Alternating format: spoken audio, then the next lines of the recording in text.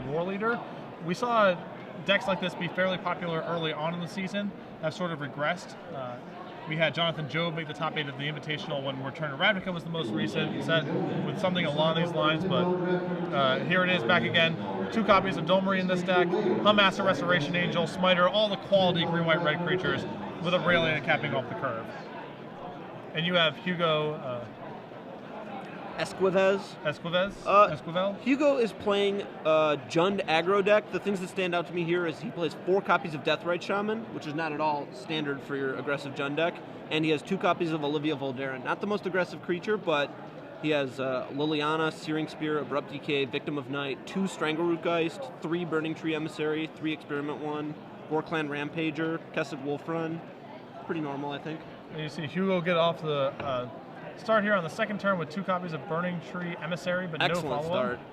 The only follow-ups he has are Flinthoof Boar, his 1 casting cost creatures, and Searing Spear. He really doesn't have a whole lot to cast with the red and green mana. You can't cast Strangleroot Geist.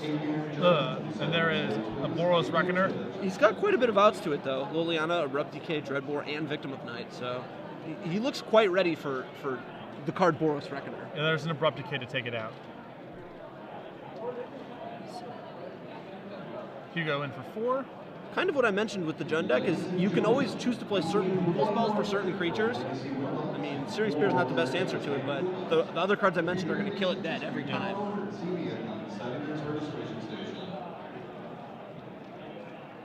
What's Michael's best play here? Probably a Huntmaster? I think Huntmaster is reasonable against more removal. If Hugo's out of removal, then I think Reckoner is still a better follow-up here. Oh, for sure. I think Hugo has another Abrupt Decay in his hand that he's probably going to cast here. Yeah, I would assume. I can't imagine he has a Liliana. He would have just played that last turn instead of the Abrupt Decay. Could have drawn one, though. Seems to be thinking quite hard about it. It's possible that he wants to Abrupt Decay first if he had, if he's worried about Olivia or something along those lines on the following turn, like a good 4-mana threat. He may want to sandbag his Edict, but yeah. Another Decay to take down the Smiter. And the emissaries just keep trucking along. Yeah, they're doing some hard work here. Restoration Angel could be a potential blowout here. Yeah, I've had very similar experience playing against any deck with Restoration Angel. I really, with the Naya Human deck I played in the PTQ, just didn't even have to be blinking anything out. Just a 3/4 Flash Flyer was it's just very hard. Yeah. But it looks like he has a Gorklan Rampager here. The best card against Restoration Angel, probably. So we're going to see 2 Trample across and 4 more damage, knocking Michael down to 8. He's got Michael pretty low. Looks like his hand left over is another land, a Liliana, and another Gorklan Rampager. Not the best start he's ever had, but he's just plugging away. Removal, attack, removal, attack. Right, and that was a turn where Michael needed something along the lines of Huntmaster or Thragtusk. Yeah, I mean, a Huntmaster at any point is going to be devastating. Yeah. It's going to completely stop his offense. Another Restoration Angel. It's going to get another Rampager. It's a great result for Hugo. So Hugo has attacked for 4 damage every turn, starting from turn 3 to now. Now Michael down to 4. Burn and turn. Yeah. Just removing blockers and just attacking. I mean, that is the way he drew it up. So we'll see. Michael has the ability to stabilize here. Does Michael's deck have Thragtusk? He has 3, yes. Oh, and Overloaded Mortars. Wow, quite excellent, good there. Excellent. He's hoping to fade an Aristocrat here.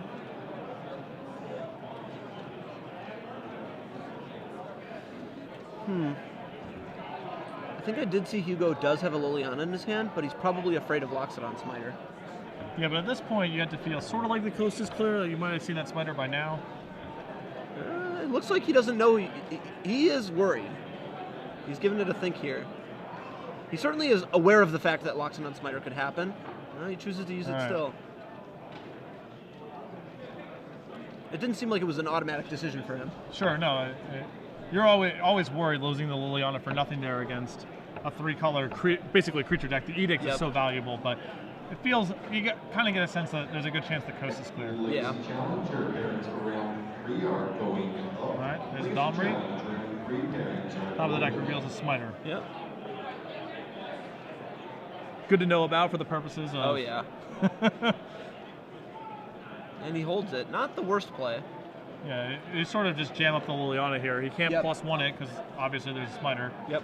He would have to discard one of his own cards to get it into play. And there's an Olivia from this stage. Definitely has the potential to take the game over. Oh, yeah. How many outs does he have? Just looks like 1 Mizium Mortar's left. And he could have Miracled the Bonfire Yes. to kill the Olivia. Oh, wow. That's a good move. We're fighting, yeah. pinging, so we're just gonna trade off here. Yep. And Avacyn's Pilgrim. Hugo's last card is a Liliana, and he's drawn... Another Liliana.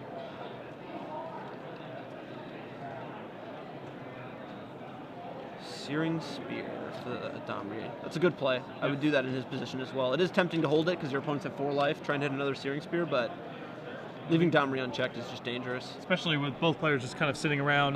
Yeah. Top decking war. You take your immediate edge when you can get it. Yep. So Liliana will basically trade with the Smiter here, freeing up the other Liliana in hand. Doesn't tick up, so representing something good left over. Oh yeah, he likes his last card. Oof. There's a Is it a Victim of Night? And it is. Yes. Aurelia definitely had the chance to turn the game around there, but yeah. Ladies and gentlemen, we need one more person for a Legacy Winnabox. If you Yep, sign land up plus. for Winnabox number 5, come see me over at the side events registration station. Aurelia has seen infrequent play in the format, a little bit of blue-white-red flash burn, a little bit of Naya. Great draw. Yeah, Strangleroot Geist there, excellent here. It's going to require multiple removal spells or an excellent blocker, and Liliana has basically any blocker checked. So. Yep. So on to the sideboarded games, you have our Jund list in front of you. Yep, his sideboard contains 2 Appetite for Brains, 2 Mark of Mutiny, 2 Golgari Charm, 2 Rakdos Charm, 2 Flames of the Firebrand, 1 Dreadbore, 1 Victim of Night, 1 Olivia Voldaren, 1 Garruk Relentless, and 1 Thundermaw Hellkite. So I would assume that the expectation here is that you want a couple of Appetites, a little more creature removal, and maybe another Thundermaw under the anticipation that the game's going to go long? Absolutely. We saw Avacyn's Pilgrim that game, so you definitely want Flames of the Firebrand. Something that can pick off the little mana guys is really enticing. Appetite for Brains is definitely good against a deck with Thragtusk and Aurelia. Dreadbore's great, Victim of Night's great, more answers to the Reckoner. Garruk Relentless is fine, Thundermaw is very good. Mm-hmm. On the other side of the matchup, our Naya player can sideboard into 2 copies of Boros Charm, which I do not think he wants here, 3 copies of Selesnya Charm, 2 Centaur Healers, 2 Rest in Peace, a Purify the Grape, 3 Sig Slimes, a Garruk, and a Thragtusk. I assume that we want basically Garruk, Thragtusk, and a couple copies of Centaur Healer, maybe? Yeah, Selesnya Charm doesn't look great. If my opponent has Burning Tree Emissary in their deck, I want Centaur Healer. Yes. If it's going to blank a number of aggressive creatures, then it's good. It's just going to be good value. The Selesnya Charm is kind of borderline. It's very good against a Blood Rush Gorecline Rampager, but it's hard for that to really come up exactly perfect. Yes. Other than that, it's going to remove the Olivias if they shoot enough creatures to become 5/5s, which is great, and Thundermaw. So he probably is going to want that card. So have you ever messed around with this sort of build of Jund? I think if you're playing much more of the Farseek into powerful 4s and 5s type of build, yeah. What do you think the incentives of playing a much faster version? I think at Pro Tour Montreal, aggro Jund with Experiment 1 was one of the least played decks and the highest winning percentage.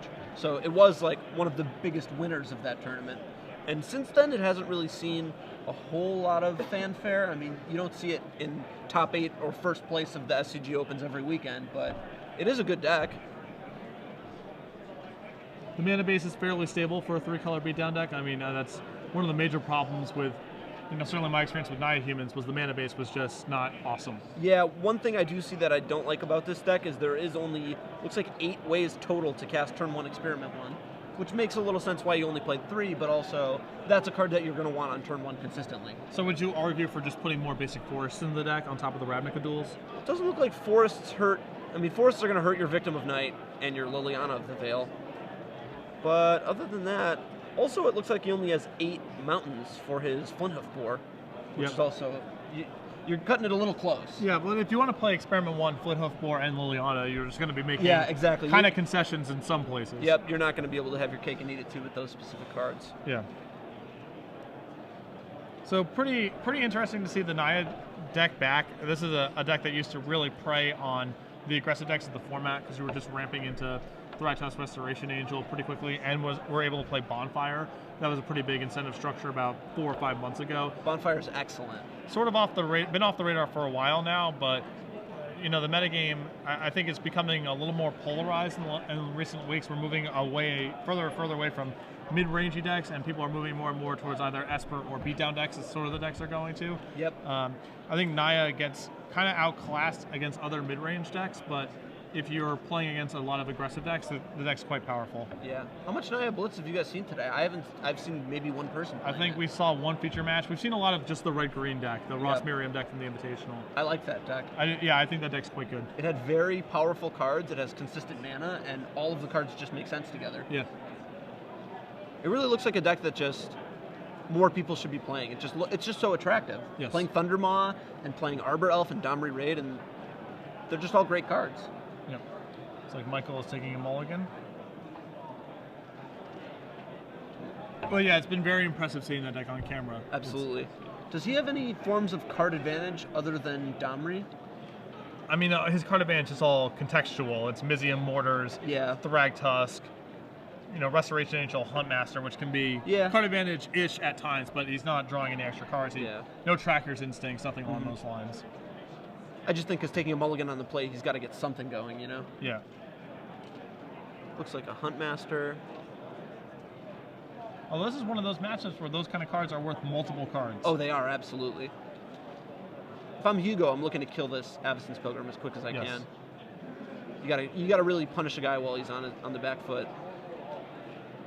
And his hand looks to be basically a bunch of Farseeks and Haymakers from here, so if he had been able to kill that Avacyn's Pilgrim, he just can't cast anything, and if Hugo has any explosive follow-up, the game's going to be over pretty quickly. But now, Michael has a real shot to start deploying some of his more powerful threats. Yep, with Hugo's deck list, he is unable to kill a turn 1 mana elf on the draw. Yeah. Cannot be done. Michael doesn't have a second land, but he does have a second Farseek. Yep. So, looks like life here. For and a Searing Spear. It's a good move. Searing Spear doesn't kill that many things out of his opponent's deck. I mean, it kills Mana Guy, and in a pinch it'll kill Boros Reckoner or a Huntmaster, but not the best trades in the world. You see Michael's drawn a third land this turn to Stomping Ground, so he can play that and Farseek, and now Huntmaster, Restoration Angel will be ready next turn. Yep, that is a great draw. Thragtusk. Yep. Hugo's best follow-up here is probably a Flinthoof Boar attack for 3, or maybe a Liliana of the Veil, but he's not even going to plus it because, again, the Smiters.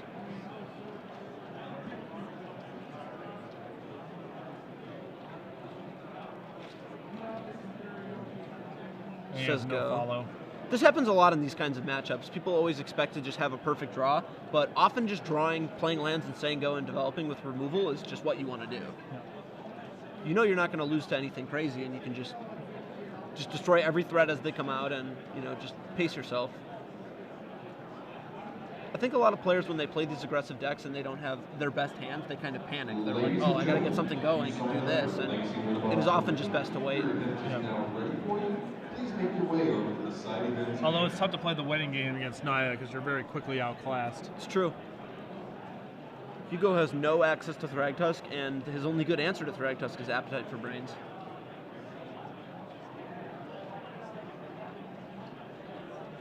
Huntmaster down. And no land. I wonder if he has a land clogged with Olivia's. I see at least a Thundermaw in his hand. Yeah. The good news is he's not going to draw a second Thundermaw. Domri is going to be problematic. When I play Jund and they play Domri, I always hope they miss and I can Abrupt DK it quickly. Yeah. Because then they're not getting any crazy value on you. But if Hugo's hand is just choke with removal, then Domri is going to be extremely powerful. He might feel a little silly with that Dreadbore in the graveyard. Looks like he has one other Dreadbore, and his only burn is Flames of the Bloodhand and Searing Spear to actually just kill the Domri outright. There's a Reckoner. Great pickup.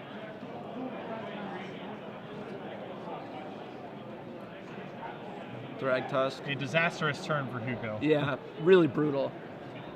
Not at all how he drew this game up.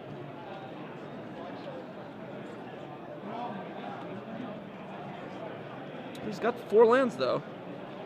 His 4 drops are Hellrider, Aristocrat, Olivia, and Gorkline Rampager. And 1 copy of Garruk Relentless, which would be quite nice here. Just being able to chump block.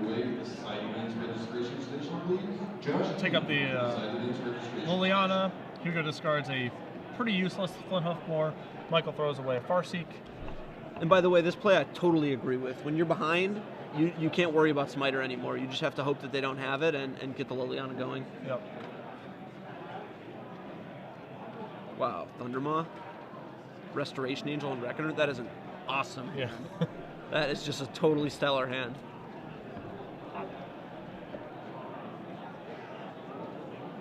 This play I do find a little strange. I would like to attack Thragtusk on Liliana, hope to bait removal, and then Restoration Angel and go for the full blowout. Just because you think the odds are pretty high that Hugo has cards in his hand that allow him to fend off this attack. It's unlikely that he would plus the Liliana and pass and just let it die to a Thragtusk attack. But getting Thundermaw in play is also really good. Usually these Jund decks struggle to kill Thundermaw. And just does so much damage so quickly. Although now we can kind of get out from under this by just, we have a spot removal spell, Liliana can take it with Thundermaw. Maybe like a Searing Spear on the Beast and Liliana to kill the Thundermaw. We're still swimming upstream to some extent because Domri is Domri closing in. Domri is ticking up. Michael's hand is great. It's going to be hard for Hugo to clear out the board and get a creature to start attacking the Domri.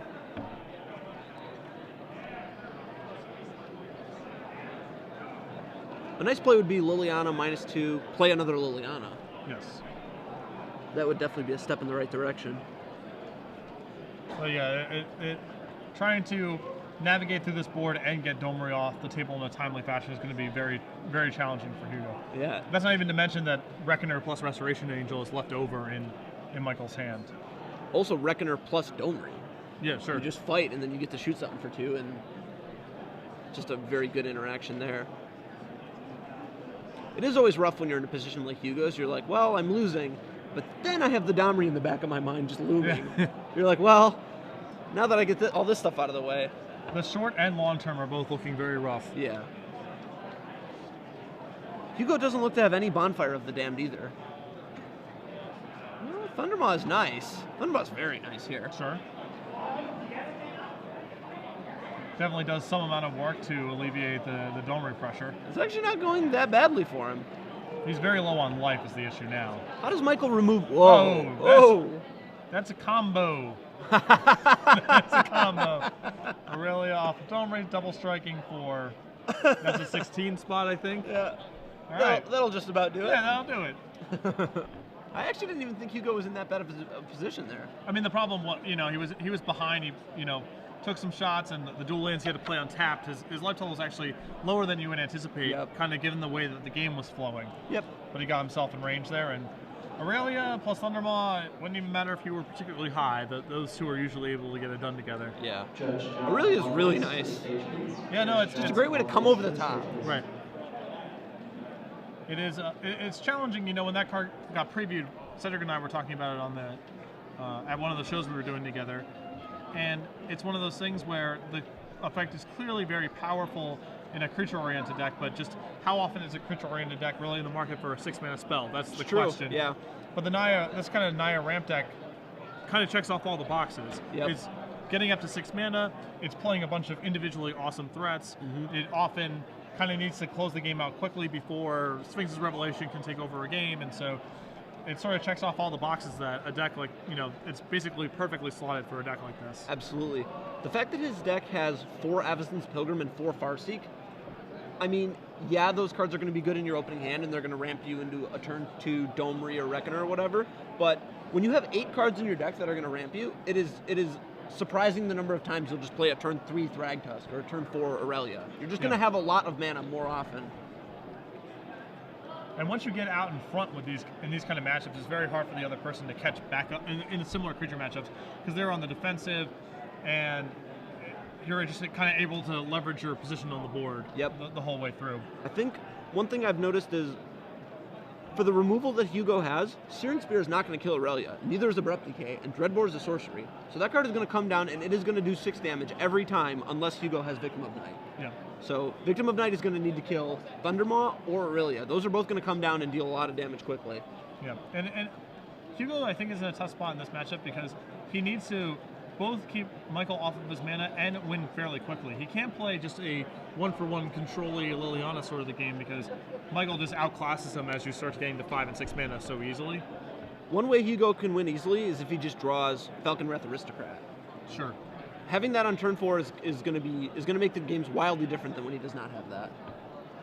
Michael's deck, yeah, it's not actually that robust against Falcon Wrath Aristocrat. It has a couple sideways answers, but no real clean, efficient ways to kill it. No. I wonder how his deck fares against the Aristocrats. Playing against a deck with 4 Falcon Wrath Aristocrat has proved troublesome for many decks in Standard. Yeah. That's just a card people forget about. They're like, oh yeah, Falcon Wrath Aristocrat. How do I kill that? Yeah, we've had Sam on camera twice, and I got to watch one of his rounds while we were on delay, and Aristocrat it's just been a giant beating. Just every time I've watched him play. People just get shredded by that card. They're like, oh yeah, I'm at 8 life. Yep. Where did it all go? So Hugo hoping to pick up a good 6 here. One thing that's awesome is Falcon Wrath Aristocrat with the Strangleroot Geist. It's a little green Doom Traveler. Yes. Land go. Does not have Experiment 1. Ooh, not the timeliest of bonfires drawn. No. the his turn one draw. miracle. Yeah, that is the one bonfire in his 75. Yep.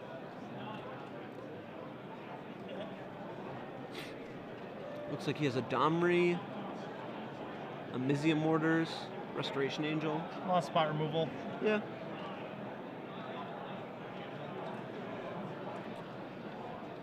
Hugo pacing himself yet again. But this is the type of fight that I think is going to be challenging for Hugo to win. Yeah, it is. He doesn't have all day against the type of threats that Michael's going to be generating soon. Whoa. For example, Thragtusk. Yep. Although Hugo does have, looks like a Searing Spear. Yeah, that's not the best. Having to expend 2 Searing Spears on a Domri after your opponent's drawn a card. That's an ancestral recall. A Thragtusk, no less. Yeah. Not just any card. Yeah. A Flint Hoofbore here would be nice. Or a Hell Rider, but Searing Spear again. Yeah, this is a rough pacing of the game for Hugo so far. And now we're going to Appetite, assume we're probably going to take that Thragtusk. Let's look at the hand here.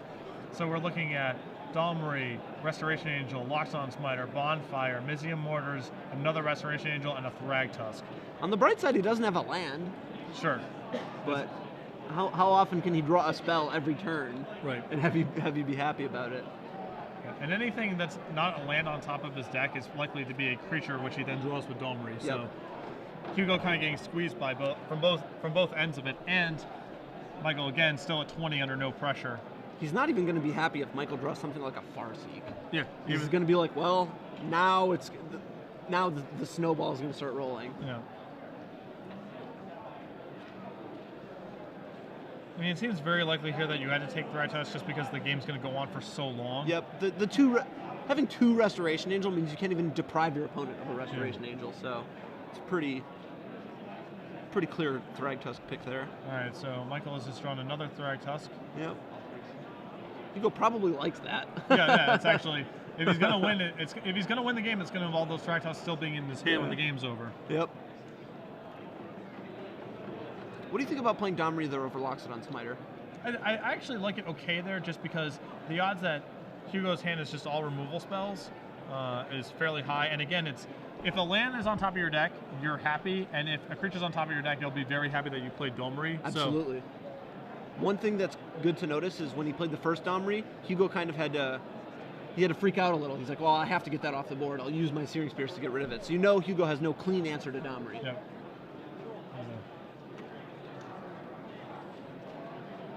Oh, nice. This was awesome too, because the top card of Michael's deck was Farseek, so he can actually play this and Farseek. Yep. He's getting right up to Thragtusk mana. Hugo needs a clock, and he needs it now. He needs a haste creature, a Hell Rider, or a Aristocrat to just attack that Domri. And failing that, it's going to be all in on Olivia? Yeah, pretty much. You had to have Olivia and Michael to randomly have no out to it. Yep. But we know that he knows there's mortars and bonfires. Yep. Mortars in hand and Domri on the table to fight. Come see me over at the side events registration station. Liliana. Making him sacrifice. He knows his opponent's mana screwed. Yep. Trying to pile on that is going to help. He certainly can't win if Michael gets to his 5th mana source in a timely fashion. Another Thragtusk. Oh, and he also knows that Michael still has a Smiter in his hand, so he can't plus it, and he doesn't want to leave it in his hand. So Michael just waiting on that 5th land. Victim of Night. Yep, Restoration Angel. Those are going to start coming down, and they're probably not going to stop. Yep. And also, we're close to going ultimate with Domri too. I mean, what doesn't the ultimate on Domri do? It's pretty much everything. I've seen it go off. It's not good. Does it give double strike? Yes. It gives haste, it gives trample, it gives hexproof, and it does give double strike. Yep. I think that's it. Yep, there it is. That is a nice one. Yeah. Oh yeah. I think we're going to see it next turn, assuming Hugo doesn't rip a huge haste creature now. Yes. He has a Kessig Wolfrun in his deck to do a lot of damage quickly, but besides that, he has 1 remaining Searing Spear to do damage. If he boarded in Flames of the Firebrand, he could do that to shrink the Domri. Other than that, it's the Aristocrat. A nice turn would be Aristocrat, attack, Gorkland Rampager, deal 8. Yeah. But even then, Michael still has a 6-card his hand is Haymaker. stacked. Hand is absolutely stacked. We're gonna plus it. He knows about the Smiter though, right? Discards a bonfire. Maybe he's still just playing around.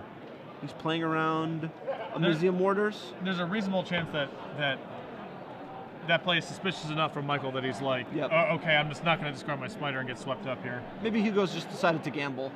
Yeah, that's fine. Yeah. So I guess we can just cast another Thragtusk and attack for 20 in 1 turn. Okay. Oh. I think the emblem may have resolved, and now we're attempting I guess he's responding. Just a little confusion there.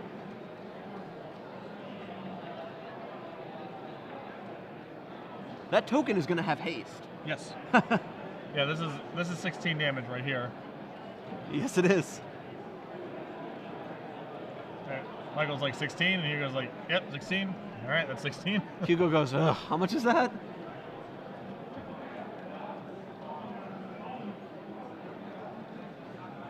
Drawing. The walls are closing in on him. Yes. I do appreciate the Domri emblem, actual emblem, getting to work out. Oh, we come prepared here at Star City. we got all the emblems, all the random tokens. Oh yeah. We come prepared. Yeah, and another beast joins. Oof. Yep, and there it is. Yeah. Michael wins 2 games to 1.